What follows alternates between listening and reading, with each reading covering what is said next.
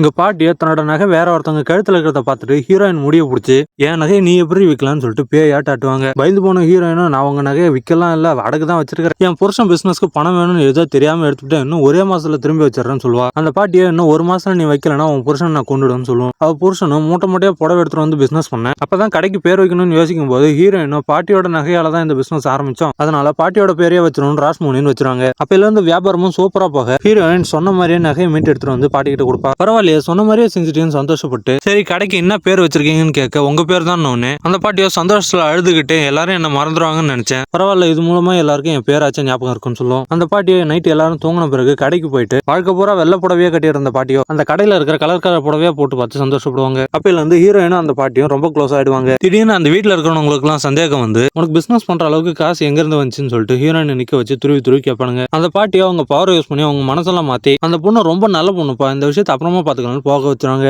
அப்ப வர்ற கஸ்டமர் எல்லாம் காஞ்சிபுரம் பட்டு கேட்க வியாபாரத்தை பெருசாகணும்னா பணம் வேணும்னு ஹீரோயின் யோசிச்சிட்டு இருக்க. பாட்டியோ அந்த கடைக்கு என் நேம் இருக்கிறதுனால உனக்கு எப்ப பண தேவை ஏற்பட்டாலும் நீ நகையை வச்சிருன்னு சொல்லுவாங்க. ஹீரோயினும் ரொம்ப சந்தோஷப்பட அவங்களுக்கு பெண் குழந்தையும் பிறகுது. அப்பையில இருந்து அவங்க பிசினஸும் ரொம்ப சூப்பரா போய்கிட்டு இருக்கு. அப்பதான் ஒரு நாள் அந்த குழந்தையும் பாட்டி நிக்கிறத பார்க்க அப்பதான் தன் குழந்தையாலையும் பேய்கள் எல்லாம் பார்க்க முடியும் ஹீரோயினுக்கு தெரிய வரும். அந்த குழந்தையும் வளர்ந்து பெரியவள ஆயிட ஹீரோயினும் இந்த நகை பெட்டி ஓம் பொறுப்புன்னு சொல்லுவா. ஆனா அவன் பொண்ணு நான் என்னைக்கு அவன் நகை போட்டு பாத்துருக்கிறேன், எனக்கெல்லாம் வேணாமான்னு சொல்லிட்டு போயிடுவா. அந்த பாட்டியும் அந்த பொண்ணும் ரொம்ப க்ளோஸா இருக்க. இந்த பொண்ணும் காலேஜ்ல படிச்சுக்கிட்டே நாட்டு விடுதலைக்காக போராடிட்டு இருப்பா. அந்த பாட்டியும் இந்த நகைப்பட்டியை நீ எடுத்துக்கிட்டு ஆத்மா சாந்தி அடைன்னு சொல்ல எதுக்கு உன்ன மாதிரியே நகைக்காக பேயா சுத்த சொல்றேன்னு சொல்லிட்டு எனக்கு வேணாம், ஆனா நாட்டுக்காக போராடுற பல குடும்பங்கள் இன்னும் ஏழ்மையில தான் இருக்கு, அவங்களுக்கு இந்த நகையை கொடுக்குவான்னு கேட்க ஒருத்தவங்க ஆசைக்காக இல்லாம ஒரு குடும்பம் வாழறதுக்காக யூஸ் ஆகுதுன்னு ரொம்ப சந்தோஷப்படும். அந்த பொண்ணும் அதை வித்து பணம் கொடுத்துறேன். அந்த பாட்டியும் ரொம்ப சந்தோஷமா சாந்தி அடைஞ்சிரும்.